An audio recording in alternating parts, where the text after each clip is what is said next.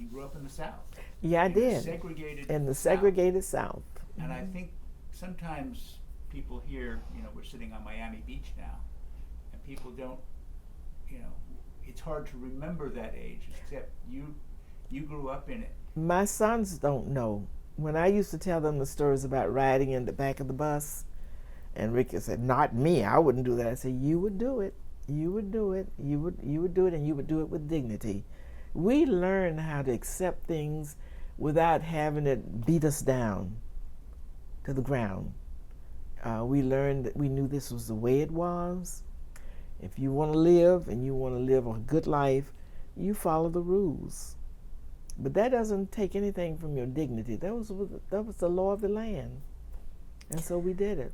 My mother used to say, when I would tell her, I was walking along the sidewalk one day, I was about 9, and a car with some white people passed by, and the child in the car yelled out, "Nigger." And I was telling my mother, and she said, "Well, there's good people and bad people all in the world, all over the world. So you're going to run into some bad people from time to time." So I just pushed that out my mind. It hurt me, but I just pushed that out my mind. She's right. The civil rights movement comes, and you've grown up right. institutionalized, right. If I may be so bold, in a segregated South.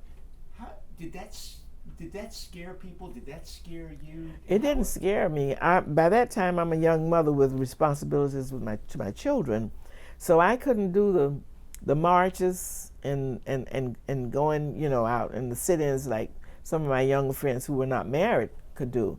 I was for it all the way. I was so proud of the people who were doing that, and who and praying for the people in Alabama and places like that who were being beaten and having the hoses put on them and dogs put on them. I thought that was awful. But Miami hadn't gotten to that point yet. What did your employers think of Dr. King? Hated him. They were vocal about it. Thought he was a communist. Mm-hmm. That must have hurt to hear. It did. It hurt because anybody who fought for the rights of black people was a communist or something. You couldn't have been an American. And I think of all the talent that went down the drain in this country, people who could have contributed so much to the arts and sciences and everything, because they were black, they were held back. That bothers me. That happened in this country, but we're trying to do better now, and that's a blessing. How much better do you think we're doing? Well, we could do a lot better than we are, but I'm thankful for that we have come this far.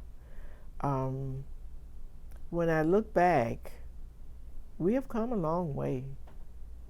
We've come a long. The very fact that I'm sitting here talking to you, telling you my story, tells me that we've come a very long way. Who would have been interested in this story, say 25 years ago?